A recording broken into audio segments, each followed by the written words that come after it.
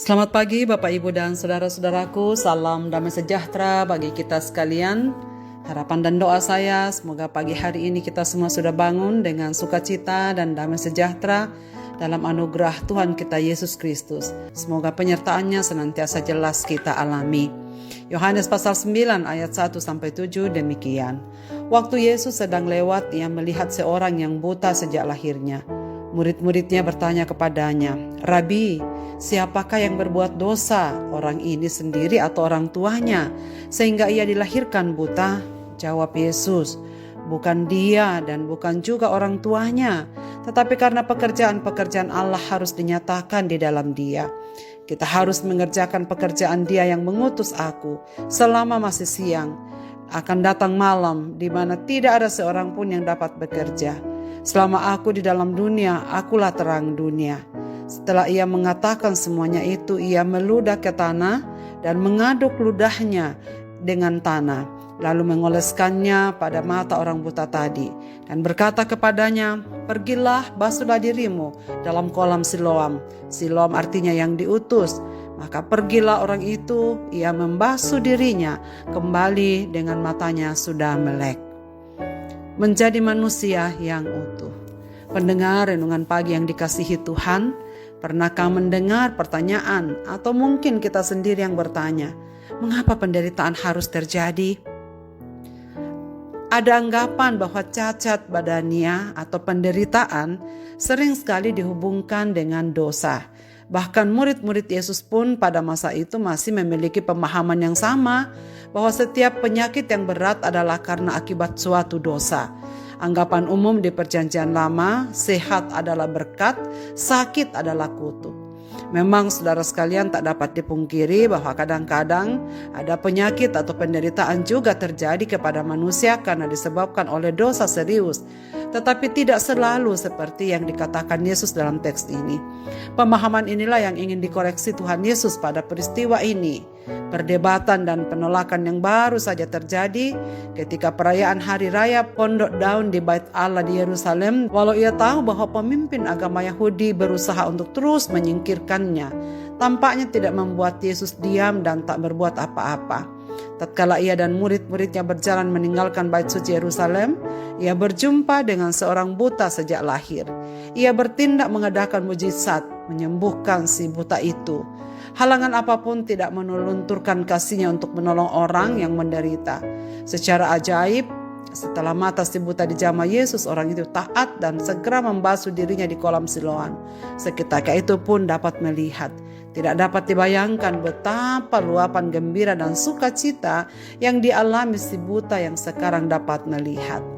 Ketaatan dan mujizat yang terjadi membuat banyak orang akhirnya mencari Yesus dan mempercayainya bahwa Dia adalah yang diutus oleh Allah. Saudara sekalian, tanpa membasuh mata di kolam Siloam pun sebenarnya Tuhan Yesus bisa mencelikkan mata si buta itu.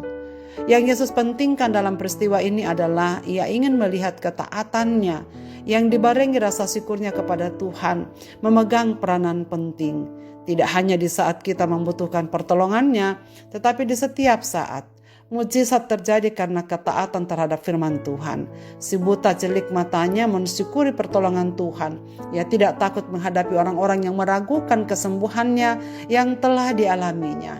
Saudara sekalian, lalu pertanyaannya adalah, apakah maksud Allah atas penderitaan umat yang bukan karena akibat dosa? Dalam teks ini jelas bantahan Yesus jika penderitaan selalu karena dosa. Namun kadang penderitaan diizinkan Allah karena maksud ilahi, yaitu untuk menunjukkan kemurahan, kasih, dan kuasa Allah. Saudara-saudaraku, orang buta ini sebenarnya tidak minta atau dipintakan agar bisa melihat. Tapi seperti dikisahkan dalam Injil Yohanes yang kita baca tadi, Yesus menghidupkan mata orang itu bukan karena keinginannya, tetapi penyembuhan kali ini terjadi lewat tindakan Yesus Kristus sendiri yang dengan tangannya meramu lumpur dengan ludah dan persyaratan mandi di sebuah kolam. Boleh dicatat bahwa peristiwa ini terjadi pada hari Sabat. Dan ketika diminta menjelaskan bagaimana ia bisa melihat, orang itu memang tahu apa yang terjadi, tapi belum kenal siapa penolongnya itu. Kemudian ketika bertemu dan berbicara dengan Yesus sendiri, barulah ia mengenali siapakah sebenarnya dia.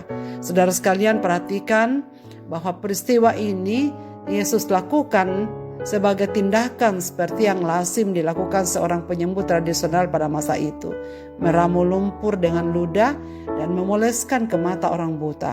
Ini terjadi, saudara sekalian, di dekat bait Allah seperti jelas dari konteksnya.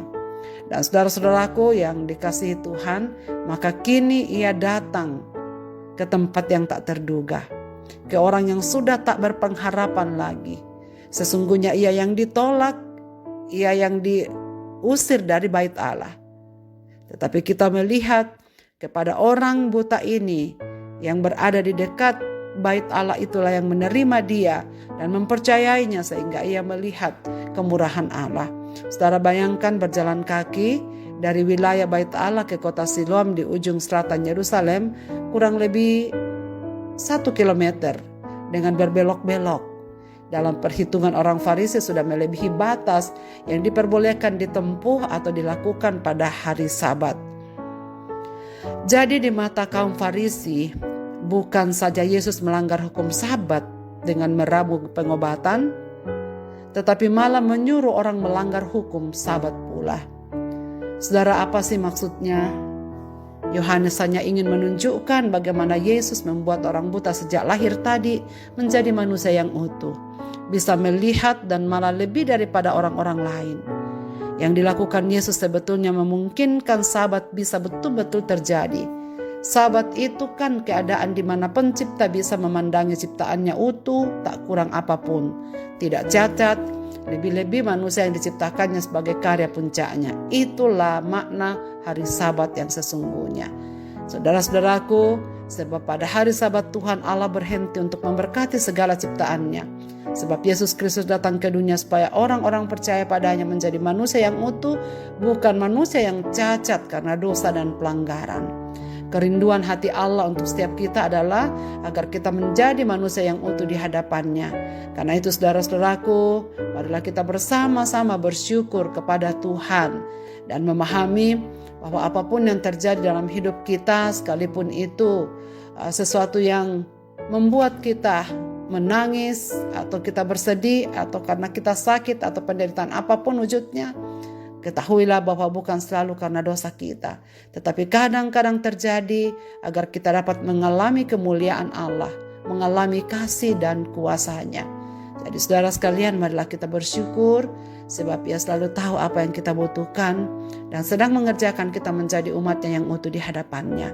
Karena itulah tetap taat melakukan kehendak-Nya seperti orang buta itu, agar pada waktunya kita mengalami apa yang dijanjikannya dengan sempurna, karena Ia merindukan kita menjadi umat manusia yang utuh di hadapan-Nya. Marilah kita berdoa.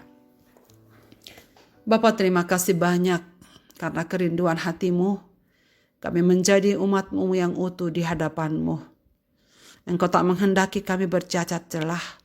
Dan karena itu Tuhan, kami bersyukur karena pagi hari ini kami boleh membuka mata kami dan bertemu dengan sabda-Mu ini.